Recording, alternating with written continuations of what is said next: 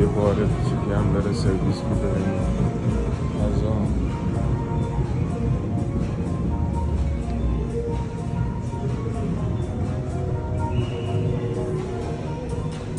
این همین سالونه چند منظورشی که بهتون گفتم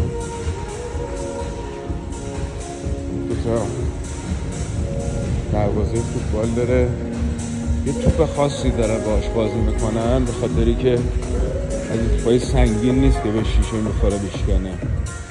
یه توپ خیلی مخصوصیه ولی خیلی بازی کردن باشن جذابه.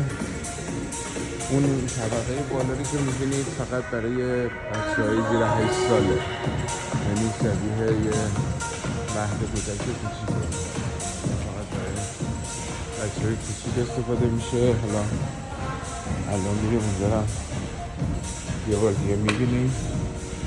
اینجا حلقه‌های بسکته و وسایلی که واسه بازی هست اینجاست که میتونم بیان اینو برای بچه‌ها تبدیلش کنم به از کنم حضورتون که مثلا بسکتبال و اینا. سقفاش هم جوری طراحی شده که این توپ بهش بخوره آسیب نبینه، ولی چیزی که برای خود من قابل توجه اینه که چقدر استقبال میشن این فضا، مخصوصا توسط بچه‌ها.